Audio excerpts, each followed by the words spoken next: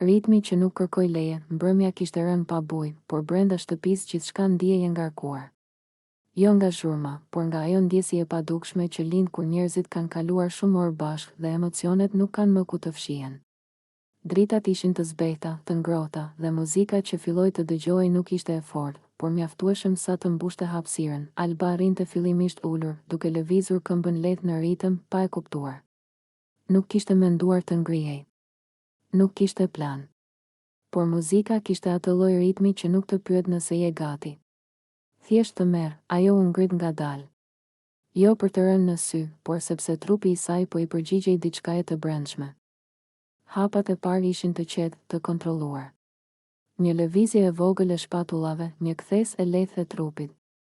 Asgjë e tepruar. Gjithçka dukej e natyrshme, sikur kërcimi të ishte thjesht vazhdim i frymëmarrjes, limi e vuri re pa e kuptuar menjëherë pse. Në fillim ishte thjesht një shikim i hedhur rastësisht. Pastaj një vështrim që u ndal. Pastaj një ndjenjë që nuk kishte emër. Nuk ishte vetëm mënyra si Alba lëvizte, por mënyra si qëndronte në hapësirë, e sigurt, e qetë, pa kërkuar aprovimin e askujt. Muzika u bë pak më e thellë.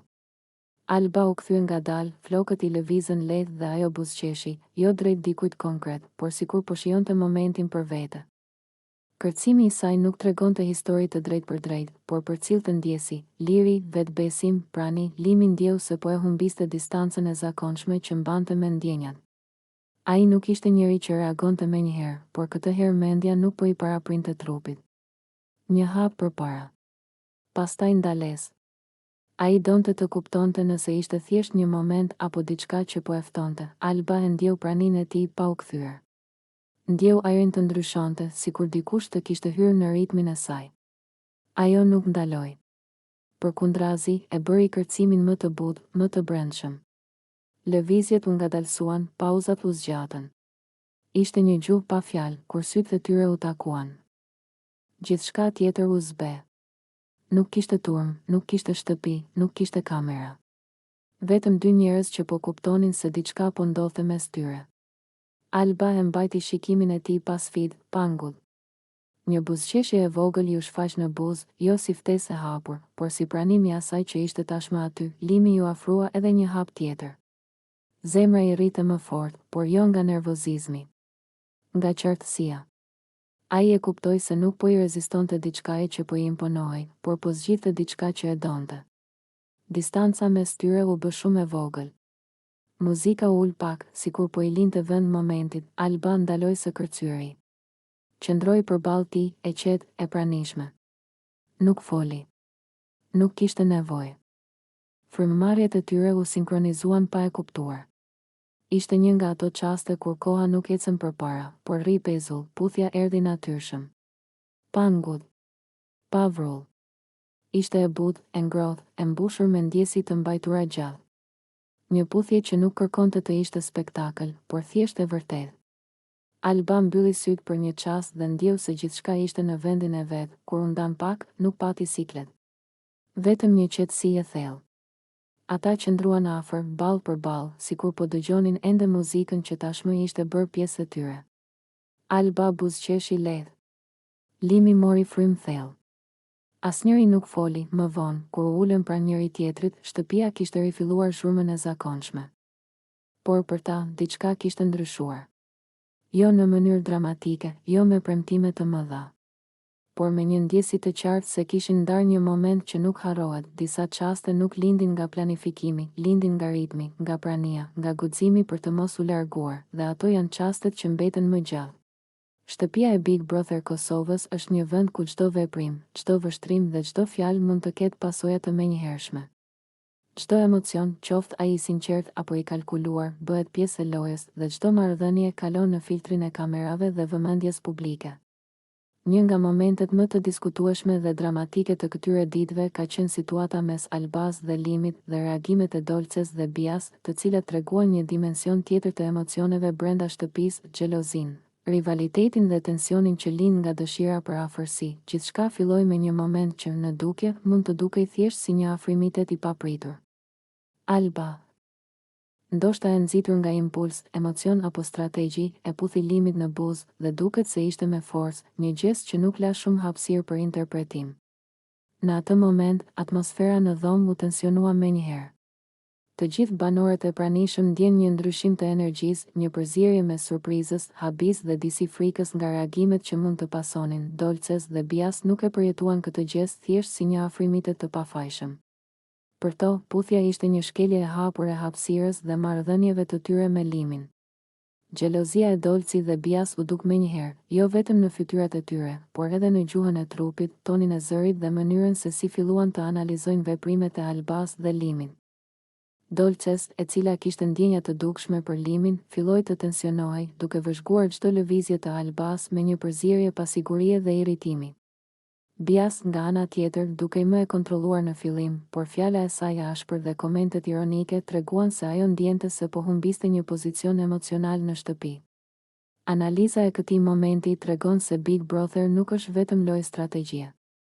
Këtu, emocioni i sinqert, ndjenja e xhelozisë dhe frika nga humbja e vëmendjes së një personi tjetër bëhen të dukshme në mënyrë të pakontrolluar. Puthja e Albas nuk ishte vetëm një gest fizik, ishte një provokim emocional që ndezi tensionin në mënyrë të menjëhershme. Limit, përkundër faktit se ishte në qendër të situatës, nuk reagoi me nervozizëm apo ndonjë shprehje të dukshme pa kënaqësie. Ai qëndroi i qetë, por shpesh i paqartë në gjestet dhe shprehjet e fytyrës. Kjo qetësi e tij shtoi tensionin, pasi nuk kishte një reagim të drejtë për drejtë. Dolces dhe Bias ndjen se duhet të lexonin situatën dhe të kuptonin se çfarë do të ndodhte më tej. Ky moment i paqartë i Limit krijoi një hapësirë për spekulime, për interpretime dhe për ndjenja të thella xhelozie, ndërkohë Alba dukej e vetëdijshme për efektin e veprimit të saj. Ajo nuk u shfaq e penduar menjëherë, përkundrazi, një pjesë e gjestit të saj dukej si provokim i qëllimshëm. Në një lojë ku çdo marrëdhënie mund të përdoret strategjikisht, puthja mund të ketë pasur dy qëllime: të testonte reagimin e banorëve të tjerë dhe të krijonte një lidhje më të fortë me Limin. Por për Dolces dhe Bias, kjo nuk ishte më një lojë, ishte një kërcënim personal, një provokim që prek ndjenjat e tyre të sinqerta dhe sigurinë e pozicionit të tyre brenda shtëpisë. Tensioni u bë më i dukshëm kur Dolces, e cila shpesh e shfaq temperamentin e saj të fortë, ju afrua Limitit për të kërkuar sqarim. Dialogu që pasoi ishte i ngarkuar emocionalisht. "Çfarë po bën?" pyeti Dolces me një ton të lartë, që shpërfaqte një përzierje habie dhe zhgënjimi. Limit nuk përgjigjej menjëherë, duke krijuar një heshtje të rëndë që theksonte xhelozinë dhe pasigurinë. Bias, duke parë këtë situatë, ndërhyri me komentet e saj ironike dhe pak të acaruara, duke treguar se ajo nuk mund të pranonte situatën pa reaguar, edhe pse nuk donte të tregonte nervozizëm të plotë. Në këtë moment, shtëpia e Big Brotherit u shndërrua në një arenë emocionale, ku secili reagim kishte një pasojë të dukshme. Puthja e Albas nuk ishte më thjesht një akt fizik, ajo bëri që të shfaqen strategjitë e fshehta të xhelozisë, pasiguritë personale dhe ndjenjat të pashprehura që ndikojnë në marrëdhëniet mes banorëve. Analiza e këtij momenti tregon se Big Brother Kosova nuk është vetëm lojë përfitore apo eliminim. Këtu, çdo marrëdhënie, çdo afërsi dhe çdo konflikt emocional janë të dukshme në mënyrë të pakontrolluar, dhe publiku ka mundësinë të shohë emocione të vërteta që shpesh humbasin pas strategjive dhe intrigave.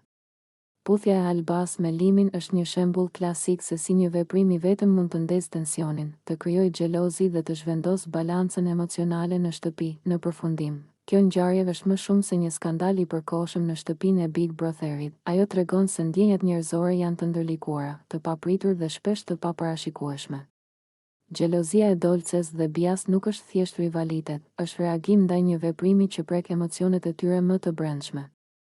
Puthja e Albas dhe qetësia e Limit tregojnë se edhe një lojë e dukshme strategjike mund të shndërrohet në një test emocional, ku secili banor duhet të përballet me ndjenjat e veta dhe me mënyrën se si ato ndikojnë tek marrëdhëniet me të tjerët. Në këtë mënyrë, Big Brother Kosova vazhdon të tregojë se përtej intrigës dhe lojës strategjike, ndjenja njerëzore janë përherë në qendër të ekranit dhe çdo moment i papritur mund të bëhet një reflektim i thellë mbi dashurinë, xhelozinë dhe ndikimin që kemi tek njëri tjetri. Bia dhe Limi, dashni që s'pyet kohë, dashnia nuk vjen gjithmonë me shurmë. Nganjëherë ajo vjen qetë, si një frymë e lehtë që se ndjen menjëherë, por që të ndryshon krejt botën.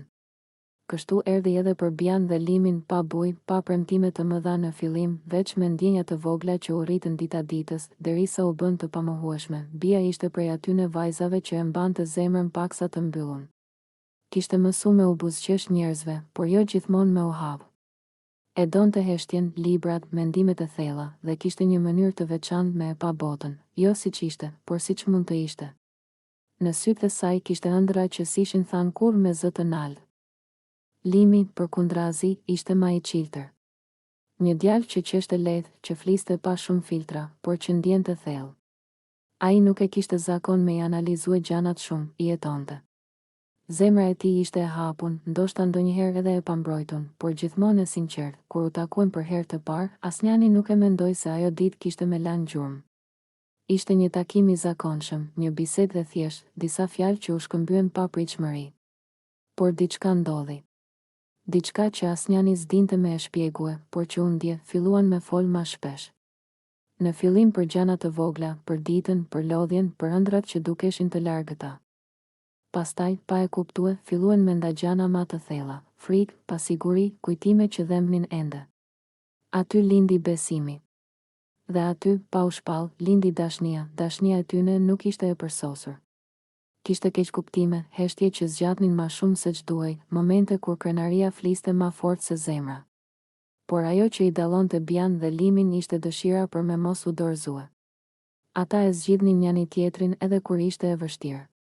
Sidomos atëherë, Bia e gjeti të Limi një siguri që se kishte ndje ma parë. Jo një siguri që e kufizonte, por një që e çlironte. Me të, ajo s'kishte nevojë me ushtirë. Mund të ishte e lodhun, e mërzitun, e ndjeshme, dhe prap me u ndje e dashtun. Limi e shite për tej fjalëve. Ai e ndjente kur diçka s'ishte në rregull, edhe kur ajo thoshte jam mirë. Limi, nga ana tjetër, gjeti te Bia një thellësi që e ndryshoi. Ajo e mësoi me ndal, me mendu, me ndje ma fort. Me të, ai kuptoi se dashnia s'është veç gëzim e qeshje, por edhe durim, mirëkuptim dhe sakrificë. Bia i tregoi se forca nuk qëndron gjithmonë në fjalë të mëdha, por edhe në heshtje të përbashkëta. Ata ndan momente të vogla që për ta u bën të mëdha. Shëtitje pa destinacion. Mesazhe natë vonë. Biseda që fillonin me diçka të parëndësishme dhe përfundonin në rrëfime zemre. Të qeshura që i shëronin ditët e rënda. Dhe përqafime që s'kishin nevojë për fjalë. Dashnia e tyne u ndërtue ngadalë si një shtëpi e fortë. Gur mbi gur. Besim mbi besim. Ata mësuan se nuk mjafton me dash, duhet edhe me punue për dashnin. Me dëgju, me fal, me kuptue, ka ditë kur bota duket e rënë. Kur ëndrat duken larg. Kur lodhja merr vendin e shpresës. Në ato ditë, Bia dhe Limi e kanë njani tjetrin. Një fjalë të ngrohtë. Një shikim që thot jam këtu. Dhe kjo mjafton, sepse dashnia e vërtet nuk premton që gjithçka ka me qenë perfekte. Ajo premton që s'ke me qenë vetëm. Dhe kjo është dhurata ma e madhe. Bia dhe Limi janë ende në fillim të rrugës. Kanë shumë përpara, sfida, rritje, ndryshime.